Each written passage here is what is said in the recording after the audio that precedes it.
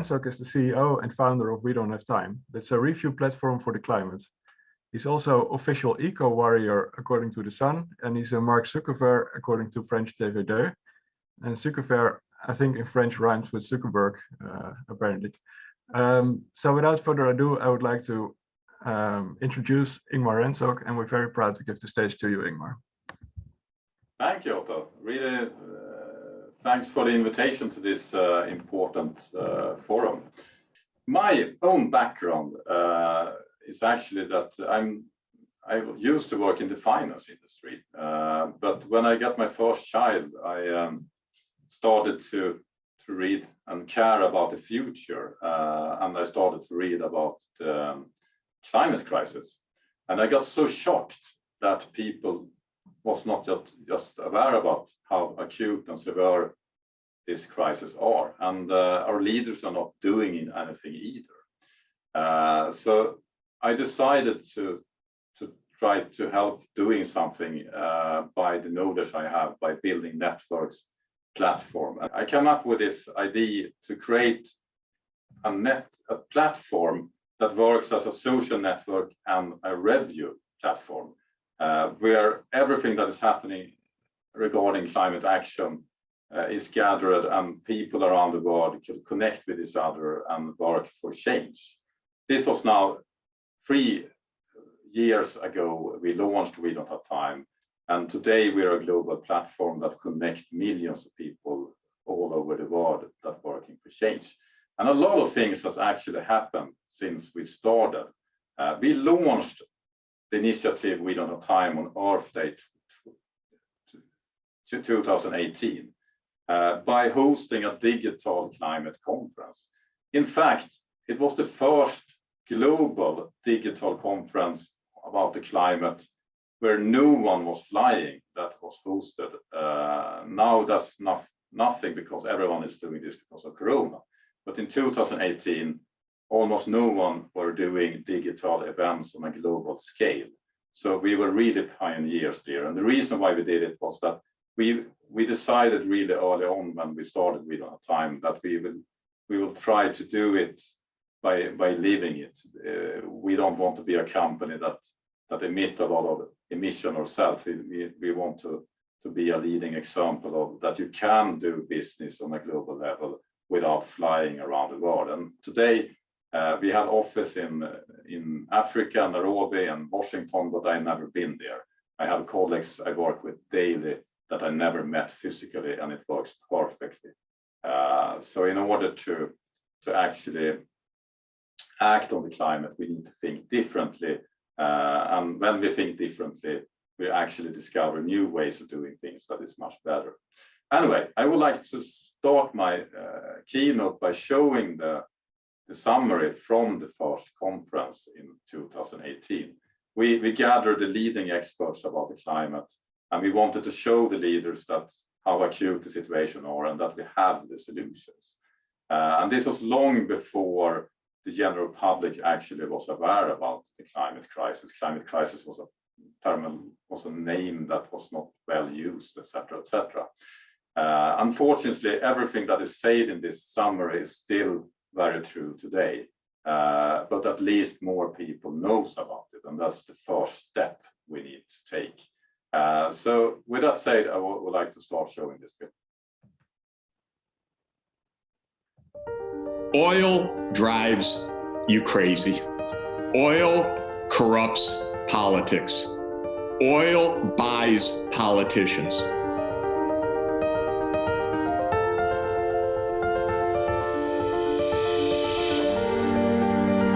Some scientists are indicating we should make plans to adapt to a 4-degree hotter world.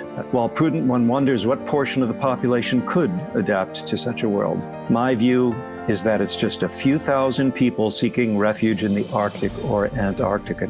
Business as usual means about 4 degrees warmer, which is approximately 1 ice age in the opposite direction.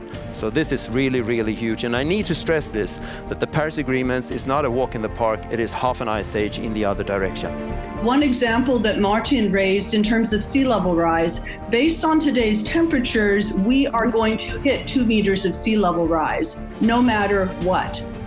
500 million people are affected in India alone. Most of Europe will experience about 4 degrees of warming by the end of the century, which is pretty disastrous. 2017 was a record high for fossil fuel CO2 emissions. We have to move to decarbonizing the world energy system. And that means a lot of the known fossil research needs to stay in the ground. We really need deep, sustained cuts right now. Previous speakers have made clear that we're coming into a very difficult time. We are in a race against time. It takes a double whammy to understand. It takes repeated shocks. Governments and the media simply cannot say that they did not know. What the hell are they thinking? We don't have time to speculate. We don't have time is absolutely correct. As we know, we don't have time. There's no more time. Yes, we don't have time. We use the hashtag we don't have time. We don't have much time. We don't have time to wait. We don't have time, but we do have a way. This is the heroes on the ground. It is very simple, but it continues to change lives every day. So he came back to Stockholm and he was devastated by all the trash he saw. So he started picking trash while running. We have created the widest range of green burgers in the industry. We will carbon compensate every email being sent. Pope Francis made an urgent call to protect the people on Earth least responsible for climate change. We need a global movement that demands real change. It will not happen by itself. It's our ethical responsibility. We need clever policy frameworks. Lead by example to solve the climate crisis. There are not technological or economic barriers. We're going to make it, but we're in the final stages of the political economy battle, where corrupted politicians, twisted by the interests of big oil, are still resisting. It is movements like We Don't Have Time that will break the hammerlock of the oil industry and enable humanity to save itself.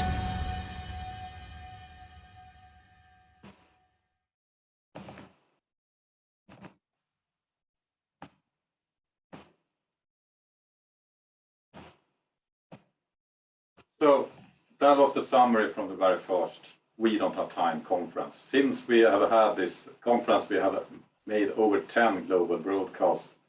And it's also shown that the interest about the climate has growing so much in this time period of 3 years. The first conference, we had 10,000 viewers. And the last one we did a couple of weeks ago, we had over 10 million. So that's very good news, but much more people are aware, but still not enough people are acting, and our leaders don't act enough.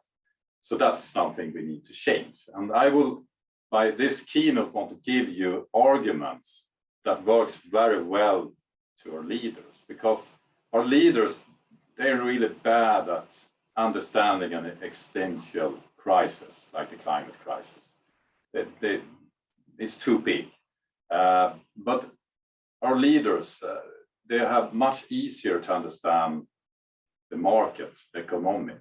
And if you tell people that they're going to lose money because of the climate crisis, or if they're going to make some profit because of the new solutions, that's a very efficient way of having people to act on the climate. Unfortunately, money talks. And we need to have the money to act on the climate.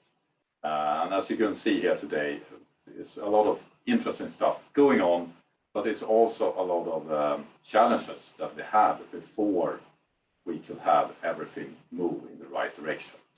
But before I go into that, I would like to start with some background, what we're talking about. We're talking about the climate. And the climate is something that is happening in our atmosphere up there. Most people, they think about the atmosphere as something that is endless. You look at the sky, a beautiful summer day, it's endless blue. Doesn't seem to end. It's just wherever you are looking up in the sky.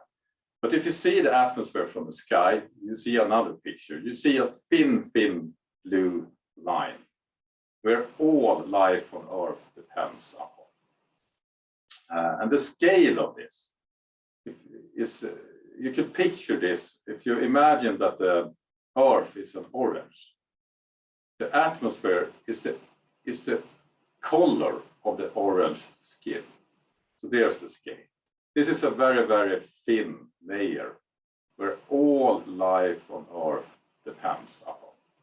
And if you have that picture in mind, you understand that it's not a good idea to put man-made global warming pollution up there every single day. But that's exactly what we do. We're spewing 162 million tons of global warming pollution up into this atmosphere. And we are basically destroying it if we continue to rise the pollution. That's exactly what we're doing. Every single year, we're increasing this at an accelerating rate. This is how much carbon dioxide we have polluted the atmosphere since we started burning fossil fuels. And that was only 200 in the middle of the 1850. So it's not a long time period where we're starting to do this, and we're doing it more and more and more and more. And the consequences of this is that the more carbon dioxide it is in the atmosphere, the higher the temperature. You can see that very clearly in this graph. And as you can see, the carbon dioxide level is crazy. It's totally disrupting. It's the chart doesn't work anymore. It's going out of the chart. And we haven't seen the temperature rise from this fully affected yet. So in order to solve the climate crisis, this is important. We can't just stop the emission. We also need to get the carbon dioxide level down. That's already up in the atmosphere. So we can't solve this by only stop the emission. We need to do more, and I will talk a little bit more about that later. So we have a big problem. Still, most people don't really understand it. And I think that is very much because of how we communicate this. You're all familiar with the Paris Agreement. Everyone is talking about the 1.50 degrees target or the 2 degrees zero target, etc., etc.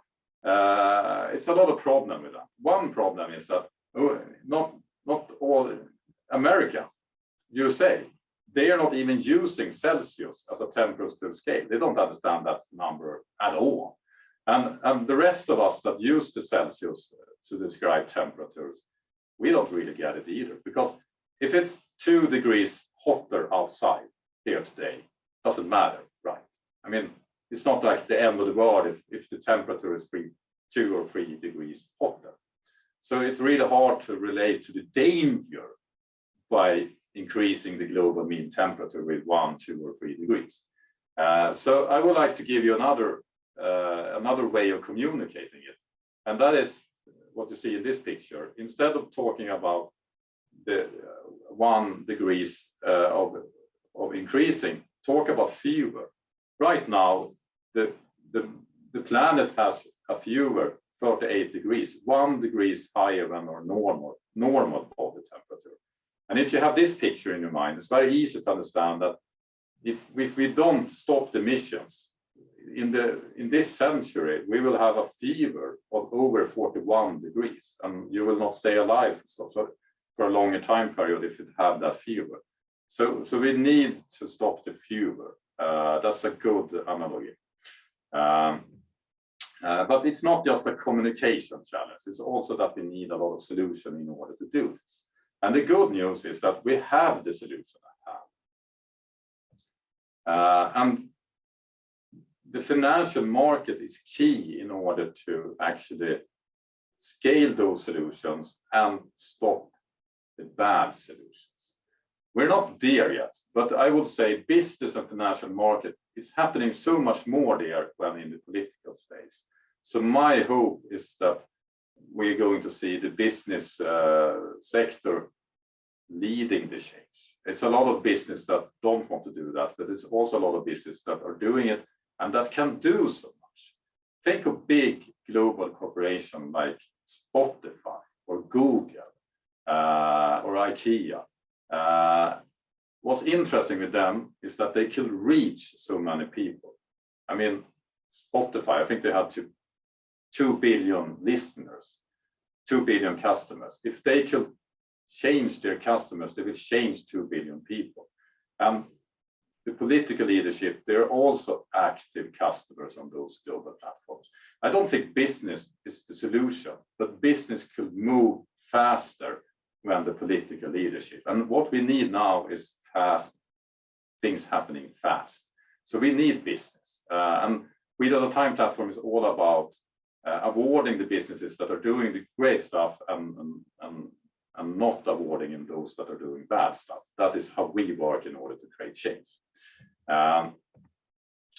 In the IPCC report that was released 1 month ago, you probably read about it in the media. Everything from code red, it's very, very severe, it's very acute, it's existential. The climate crisis is worse than we previously have thought, etc., etc. I could read a lot of alarming news articles about this, and they are all true. It doesn't look good. But what's in the IPCC report, what's the most important conclusion in the IPCC report is that the science is now super clear that humans are causing the problem and humans can solve the problem. So they have really proved that. And that means that if we can cause the problem, we can solve the problem, it's solvable. I mean, the real emergency news would be that we can't do anything right. So we can solve this, let's solve it. And but how do we solve it? We have something interesting. I would say we have a global experiment going on, and that's the pandemic, the corona crisis. Because last year, in 2020, the whole world was shut down. Everyone was staying at home, etc., etc. And for the first time in this century, the global emission was lower than the year before, 8% lower. Because of everyone staying at home, factories was shut down, business was shut down, no one was flying, etc., etc. And in order to solve the climate crisis, we need to reduce the emission on a global level with about 8% each year. So last year, was that a good year for the climate? I think it was a good year for the climate because our political leadership, we now see that the political leadership can change very fast. But the reason why we had reduction in the emissions, that was not the way forward, because this is a really difficult path to go. Because it means that if the solution is to stay at home, shut down factories and just don't stop doing things, in order for us to succeed with 8% reduction this year, we need to do everything we did last year and double that. We need to stay double home. We need to close twice as many factories. We need to shut down things multiplied by 2 in order to reduce the emission with another 8%. That's not going to happen. And unfortunately, it's not going to happen. The carbon emission are actually on the other direction this year. So it's important that we stop doing bad things. But in order to solve the climate crisis, we need to start doing the right things. We will not solve the climate crisis by being inactive. We will only solve this crisis if we start acting and doing stuff. And what we have in front of us is that we need to halve the emission every decade from now on. And we need to reduce it every single year. And in order to do that, the only way to do that on scale is stop thinking on a linear basis. We need to think of climate action that are scalable and could grow exponentially. So that if we have someone that are implementing a climate solution this year, we need that implementation to be doubled next year and double the year after that. Exponential change is really, really fast. The climate is changing exponentially. And that's why we also need to change the solution, scale the solution exponentially.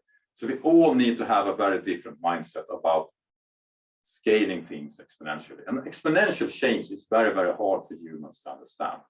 So this is something we really need to educate ourselves about. It's hard to have this mentality of making everything exponential. That is good. But the good thing is that many companies, they are starting to realize this. And the United Nations, they have started something that is called Race to Zero, where companies and organizations around the world could join and participate in this Race to Zero emission. And the Race to Zero initiative is actually growing exponentially. Last year, it was 2,000 companies. This year, 4,000 companies. Next year is going to be over 8,000 companies. And suddenly you will have millions of companies dragged into this. It's great that companies are joining the Race to Zero. It's great that they are pledging. But now we must make sure that they're also doing the action. And that's what We Don't Have Time is all about. We want to track the companies so that they're also doing the action. And when they do the action, they need to be rewarded. We had a conference a couple of months ago where we showcased why it's important to join the Race to Zero. And I would like to show that summary from that conference about businesses that actually are acting on the climate crisis and what they do.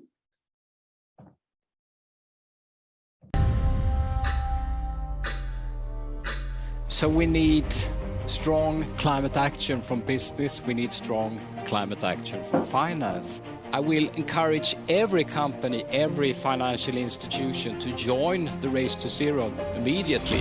Investing in a low carbon, a resilient economy is actually an enormous opportunity right now. The winners will be the ones creating positive impact. And what we do at Brine is we offer investment options in solar energy projects in emerging markets. So FinTech is helping resolve access issues for the financially excluded while addressing climate change issues at the same time. The key here is to put at least the same amount of determination behind actions to achieving this target as we do for major financial or business targets that the company is typically steered on. So we don't have time, but we do have solutions. When you scale this solution, in fact, we will save money. We will increase our productivity. It's a $100 trillion plus economy, the greatest opportunities ever. That is how we change things together. Your opinions will also be a rating on our platform, where those business and organizations that are doing good climate action will get a better climate score compared to the ones not doing enough. This is going to change how corporations compete. This top line is 200 to 300 green growth companies that are delivering much better results while taking down our footprints. Young people have demonstrated that campaigns on the ground can actively shape where the money goes. We want to be the provider that shows to the company, its employees, that you can make a change with your savings. We now got 87 asset managers with $37 trillion of assets. That's more than a third of global assets committed to net zero by 2050, and 43 banks with $29 trillion. The drive to net zero is the growth story of the 21st century. And the time to act is now.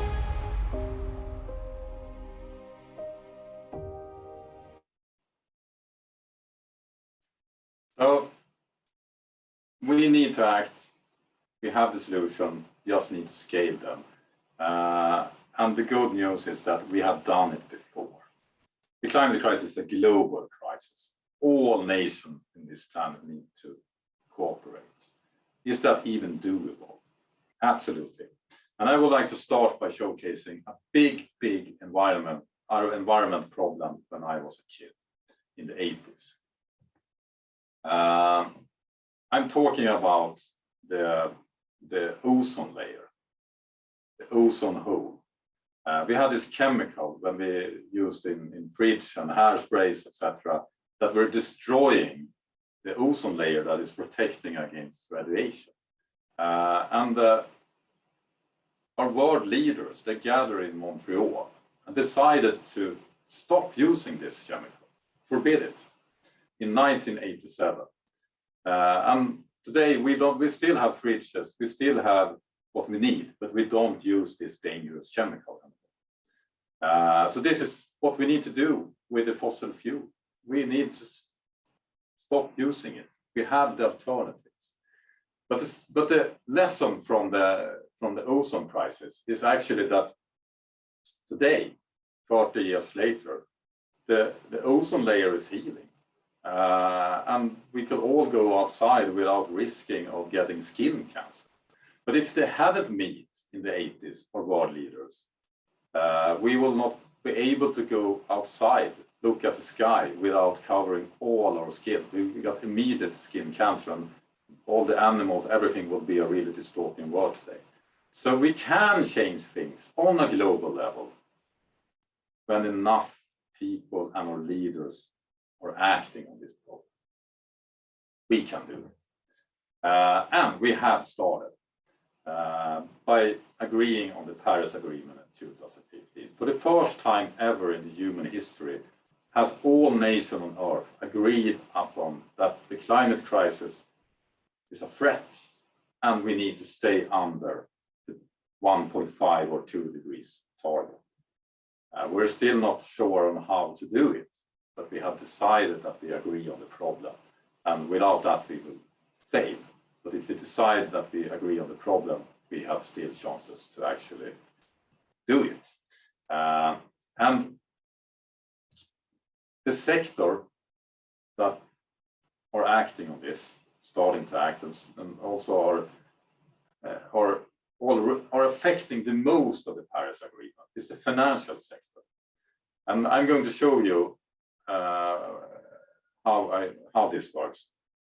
This is the subprime carbon bubble. And if we're not acting, if the financial sector is not acting fast enough, we're going to see a huge financial crisis that will be bigger than the financial crisis in the early 2000s, in 2008.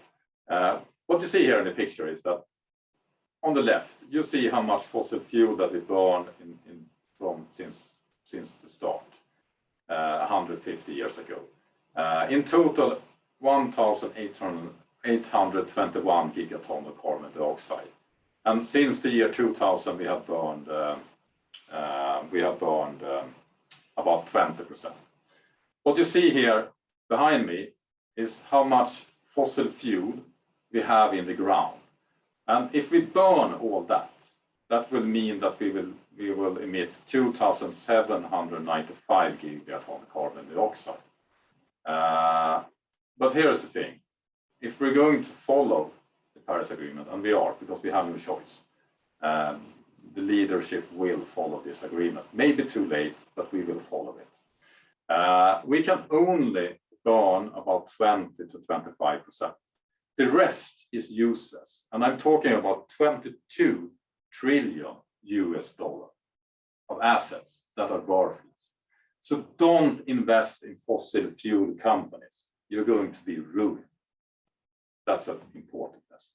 And the ones that knows this is, of course, the oil countries. Saudi Arabia, they are selling all their oils. They're doing an exit by Saudi Aramco oil. They wanted to do an IPO on the Nasdaq and New York Stock Exchange, but they were not even welcome to the United States. So they did it on their own stock exchange, and the stock is not going well at all. Another country, Norway, they're not investing their pension funds into oil anymore because it's too risky. But do they talk about this? Of course not, because they want to sell everything before they talk down the assets they own. And the interesting stuff is that Saudi Arabia, what do they do with the money they are investing? They invest in renewables and new technology. That's where they are investing their money, not in oil.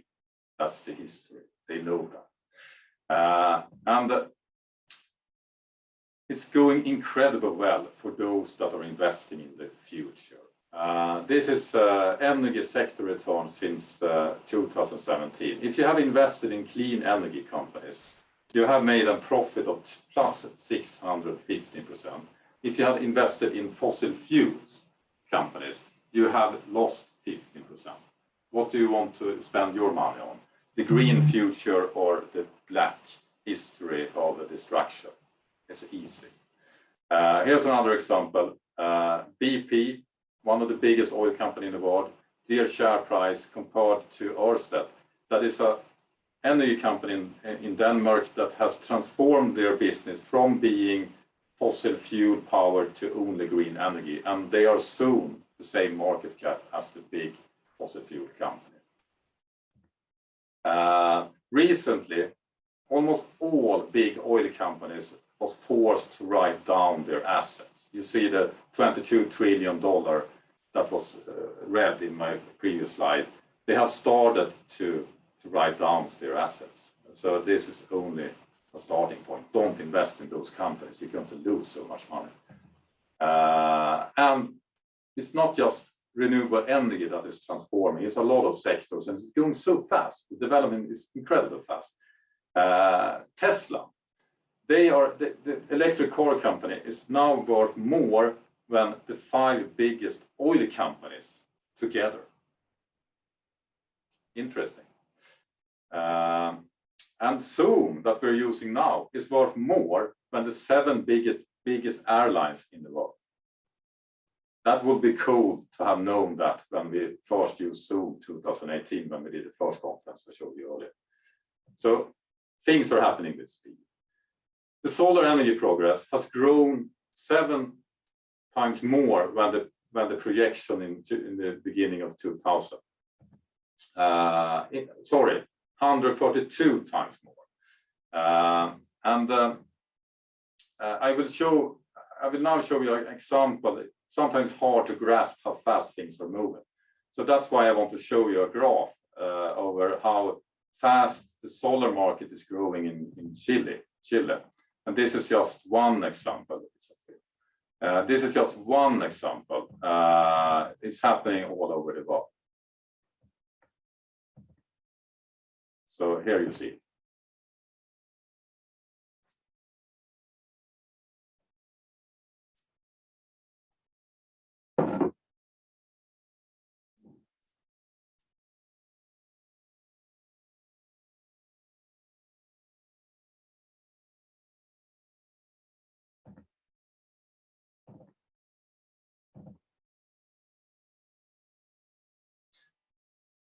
And it's growing exponential. This is exponential growth for solar panels around the world. The global winner is also growing exponentially. And the cost is decreasing, almost exponentially. So everything is getting cheaper and cheaper and cheaper, and it's happening so fast. So fossil fuel can't compete with this. This will transform all our society. In Texas, the oil state, the utilities are offering free electricity at night because it's too much wind. So they're giving it away for free. It's expensive for them to turn off the wind power than to give away the electricity to the consumer. No one has thought of that 20 years ago.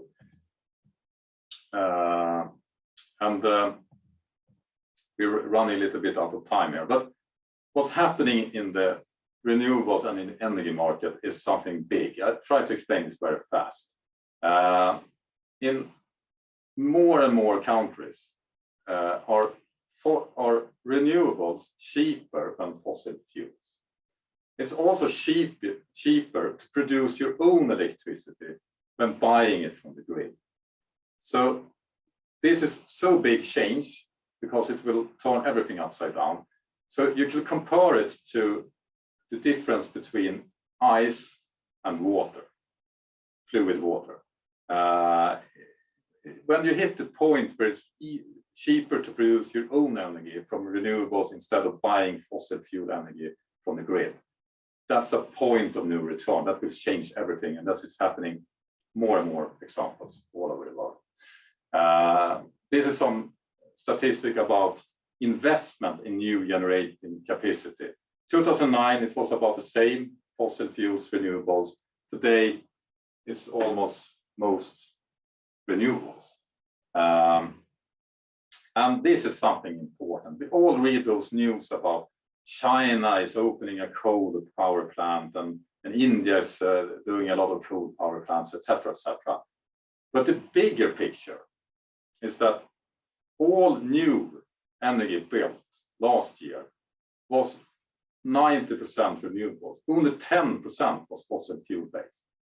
So we should focus much more on the 90% because that will be 100% soon. And in Europe, for the first time, more than 50% of all power production is from renewables. So fossil fuel is not the majority anymore. We can skip some slide here because this is cool. What you see here is actually the Kentucky Coal Museum. It's a museum over coal, and they are powered themselves by solar panel on the roof. That is a symbolic signal because they are saving a lot of money. We have a precedent of this technology, and that is the transformation from using land-based phone lines to mobile phones. We can take this very quickly. In the 1980s, the AT&T, the American telecom company, projected 900,000 users in the end of 2000. So many users will use mobile technology. The reality was that they missed the target by 120 times. So it was 109 million mobile phones at the end of last century. Today, we have actually 10 billion cell phone connections. It's more cell phone connection than humans on this planet. No one has seen this change coming up ahead. And what did the consulting firm that made this prognosis in the beginning of the 80s, what did it do wrong? It's some big learnings there. They did wrong calculation because they did count on that the cost dropped sharply, but not how much the cost dropped. They did also expect that the quality will improve, but they will never imagine the phones we're using today. But what they will have missed out total on was that the countries that were not using landlines, they leapfrogged the old technology. They didn't first start to buy an old phone and after that buy a mobile phone. They did go for the new technology from the beginning. And this is an important lesson. Development countries don't want to start using fossil fuels when they can use renewables from the start. And that is happening. We can just showcase this by this example. This is the utility in Nigeria. Instead of connecting to this kind of crappy system that is not working as well, they could just do this. Install solar panel on the roof and they have all the energy they need. They don't need the old system of doing things. They can do it from scratch. They don't need fossil fuels. So this will drive so much development. Another area that is also happening a lot of things is the storage capacity. Because if we're powered by renewables, we need to have technology to store the energy. And that is something that is also our developing exponentially. I have a lot of examples of this, but we can skip some slides here and move on we skip this too. We are running out of time. It's always this time thing. Cars. This is a picture from Los Angeles, California. You see all the red and the white lights. It's cars all over the place. Our society is really crazy built up on car use at many places. And the problem with cars is that they're emitting a lot of stuff. But the whole car industry is now changing super fast. It's the industry that are leading the change from they are exiting the fossil fuel era. This is global electric cars on the road, and it's almost exponentially grown, as you see here. This is countries that have laws that are fossil fuel phase out. So they are starting to set end date for fossil fuel vehicles. And there's an interesting thing. You see a lot of dates in the long time future. I mean, we will not drive fossil fuel cars in 2040 in Singapore because the technology development will be so much quicker. But those days are important because they are sending out a clear signal to the car maker that they must change. So they kickstart a lot of changes. So they are important, and we're never going to use fossil fuel cars in 2040 because the technology development will be much faster. And I think that the world now needs an end date for fossil fuels, not just for the cars. And it could be a way in the future, the market will adapt. So the end date is very, very good to have, even if it's long time in the future.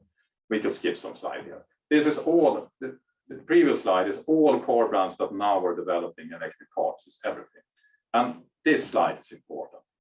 Somewhere between 23 to 24, it will be cheaper to produce an electric car instead of producing a fossil fuel-based car. Who will buy old technology that is more expensive and are polluting the environment? No one. No one. The car industry will be electrified, fully electrified the coming years. It's super important. It's happening. It's great. We can skip some more slides about this. It's also other transport means. This is shipping industry, big Danish company. They're now buying fossil-free, net zero emission ships, and they want to have a carbon neutral fleet already in 2030. So also the shipping industry is transforming, not as fast as the car industry yet, but it will. You also have electric boats, smaller electric boats. This is an example of this. In Stockholm, next year we will have the fastest electric boat where you could take in commuting daily to work on the Stockholm water. Totally fossil-free, no emission, and it's great. It's actually traveling above the sea level. It's totally state-of-the-art technology. No fossil fuel boat could compete with that. And planes. Already in 2026, US is going to operate 200 electric aircraft made in Sweden. They're small for shorter distance, but I mean, if you have told someone 5 years ago that US will have 200 electric aircraft ordered in 2021, no one would have believed you. So this technology was a fantasy 5 years ago. Now it's there. It still needs developing a lot going ahead. I don't fly because the airlines are not doing enough. But the technology is actually there. We can scale it and it can happen fast.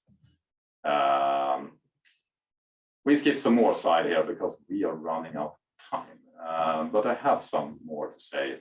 We have a big problem with plastic, and plastic is actually what the fossil fuel companies now are leveling up because they don't have as much demand from transport anymore. So they're producing a lot of fossil fuel based plastic, but this is going to be forbidden. In European Union, they started to ban a lot of plastics. So the plastic won't save the fossil fuel industry. We also have material like fossil-free steel that is developing, happening a lot of interesting stuff. And jobs. Political people tell that we can't act on the climate because it's no use. We need to protect the jobs. It's more jobs in the transition to the fossil-free society. So we're going to have so many jobs. And we're running out of time. So we can just go to the end of this presentation and we'll see what I have. Stop. Because this is the most important. I will stop and let in the questions. Why are we not changing faster? We have so much going on there. Fast, rapid change in business. We have the technology, things are scaling. But why are not things changing faster? I mean, we don't have time to wait. We need the change to happen much faster than it is.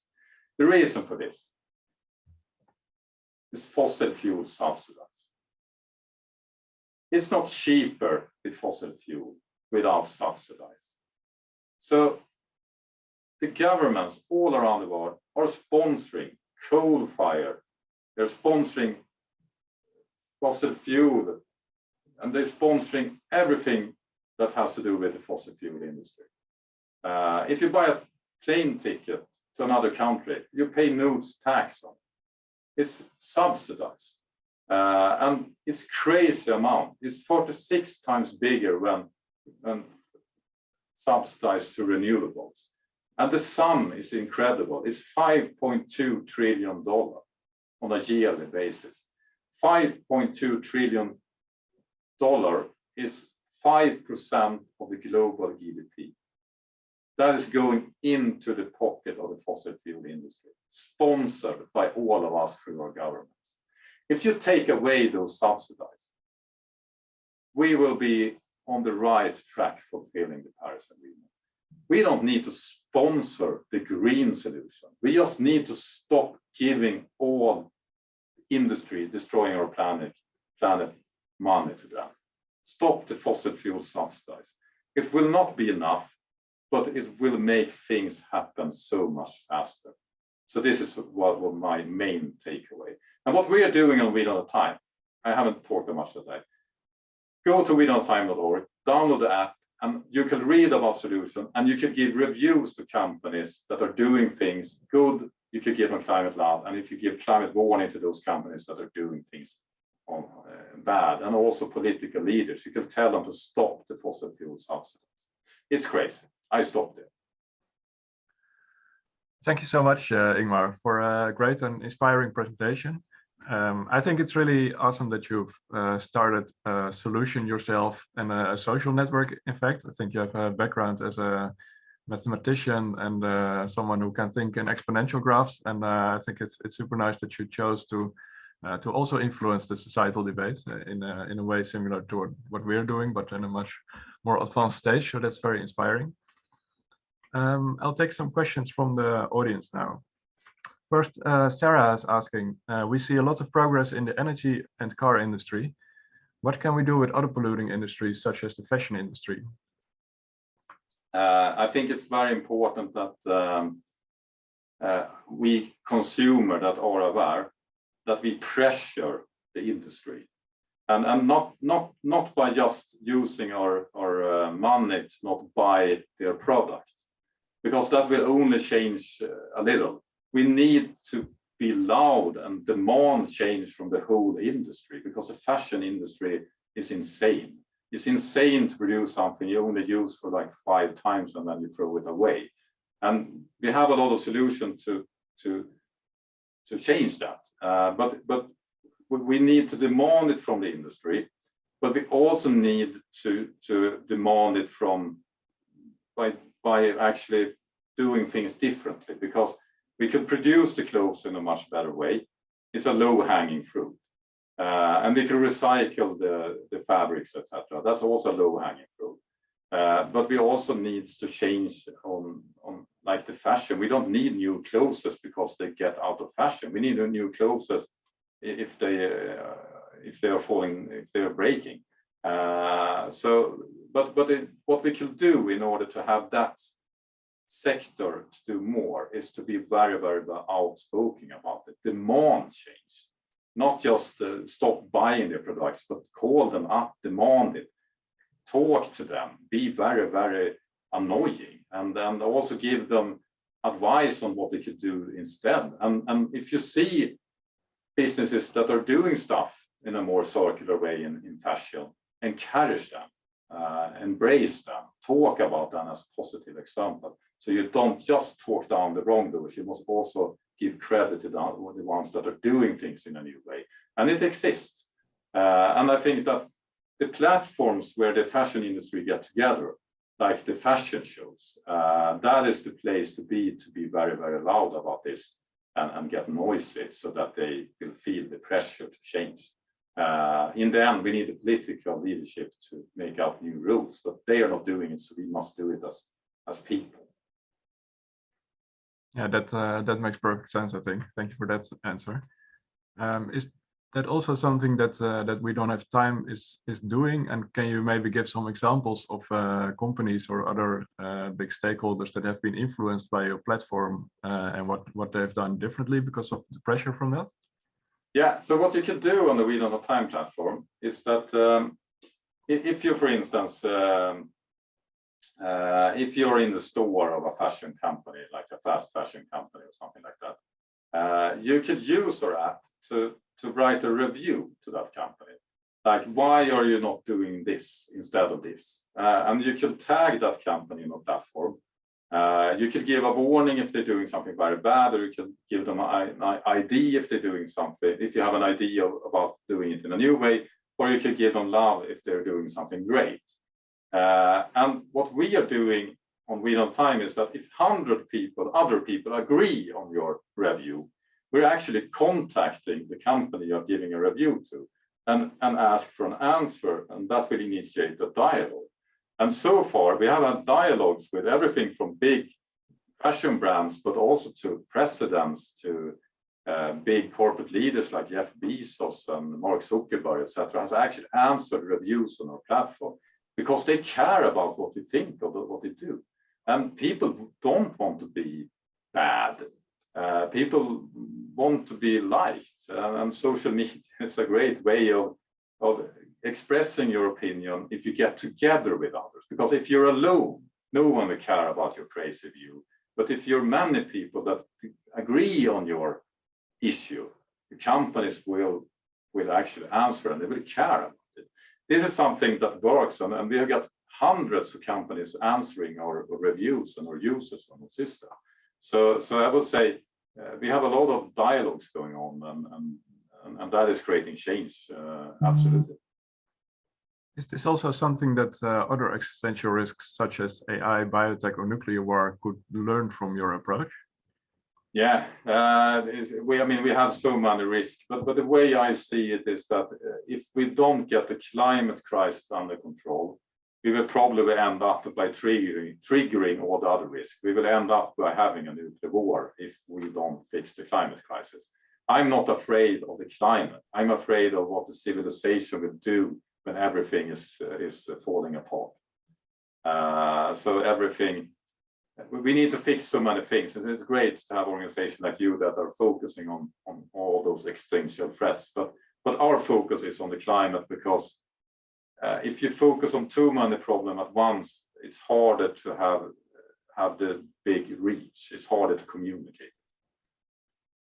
Yeah, I see. That makes sense indeed. One more question from Frankie from the audience. What do you suggest individual people do to help the climate crisis? Download the We Don't Have Time app and express your views to companies and to the political leaders. When they do something you don't like, write that, tag them, and share that, and have others to agree on it. But that is something you could do on many places. You have like web page where you can sign signatures and campaigns, etc. My experience moves people much faster is to also focus and give positive feedback. So when you see someone that are acting on the climate, it could be your neighbor, it could be your grocery store or a global brand. When you see something they do that is important, give them a review, give them credit, talk about people that, hey, I was at this store yesterday. They did this. They have no single plastic packaging anymore. It was awesome. Get loud, help them to have a voice, and that will inspire people and give hope in the same time and drag people in. I think that we will not change the world by only being negative. We must also change the world by being positive. And it's a normal force of being positive. So use your voice together with others. Use it in the physical arena, not on the internet. But when you're on the internet, use our platform, because we have built a platform to help you find like-minded people that will agree on your reviews and help you share it. And we will help all of you get in contact with that business, so that they get to know that 100 people love what you do. I mean, if you take an initiative inside a company, you're probably an employee, right? And if you suddenly get 1,000 people giving you climate love credit, you have something, you go to your your management group and, hey, we did this and we get 1,000 people that loves us. Isn't it great? Shouldn't we do more? Of course they do more. So change things by giving credit to those that are doing things. That's enormous power. But also call out the wrongdoers. But many people do that. I need more people to call out the right doers. It's a normal force of doing that. That's what I really liked about your presentation as well, actually, that there were so many positive developments and so many of those graphs really skyrocketing and yeah, in the right direction. Apart from the graphs that are skyrocketing. I had too many slides though. Yeah. And something else that that's very likable, I think, about your organization is that you're also actually going out in the world to influence people by starting your organization. So you took the initiative to do that. And I think many people care about these issues, but they might not necessarily start an organization for that. No. So was there anything specifically that triggered you to do that, and would you recommend it to other people? I would say I'm an entrepreneur, so I'm a little bit different. When I see a problem, my brain must solve this problem. I can't sleep before I work on the problem. And when I started to see the climate crisis, I wanted to use my time to do it. And I'm an entrepreneur, so my job is to build organization, build new organization. But what the climate needs is not a lot of new organization. You don't need to start an organization to do something important for the climate. Not everyone wants to start an organization. Not everyone is good at starting an organization. And it's also very confusing if we get 1 million organizations working uncoordinated things. So I would say it's actually too many organizations. It will be bigger if it's fewer organizations and that they work together more. But what you could do as an individual, what I always are preaching about is what you do about the climate is how you spend your time. It's not about lowering your emission. That's important too. But think of how you spend your time. What is your daily job? Is you contributing to being part of the problem, or is you contributing to being part of the solution? How are you spending your time? Can you join another organization as a volunteer? Or could you change employer and start to work for someone that are doing better for the climate? How are you using your time? I mean, time is the only resources that are not renewable. So time is the only resources that we know we're running out of. And what almost all people regret when they are at end stage of their life is how they spent their time. And here's the thing, the time we live in now, we are never going to get that time and that period back. This is the time where we could still act on the climate crisis. 10 years from now, it could be too late. So how you spend your time today will matter when you look into your children's eyes in the future, or your neighbor's eyes, or your grandparents' eyes, or the people you care about eyes, and your mirror. Even if we don't make it, it's a big difference thinking, what did I do when we had the ability to act? Did I do something? Nothing is enough. No one will solve this alone. But we could all of us kick the can down the road and have doing something. And the more people that do it, sooner or later we will have the critical mass that will change everything instantly. And we don't need to be 50% of all people on this planet. We only need to be like 4, 5, 6% doing it. It's a lot of research. If that's amount of people are acting, that will drag everyone else in, because most people want to follow. Most people don't want to lead. But in order for us to solve the climate crisis, we need more leaders, and leaders could be everyone. You could be living in the street and you could be leading the climate crisis. We need new leaders, and they are not in top of the society today. We needed to build it from bottom, and everyone is needed. Thank you very much for that answer. I think that's a great way to close the talk, and I think it's applicable actually for all the existential risk work that is now being done. So I would just I think we should all take these words to heart.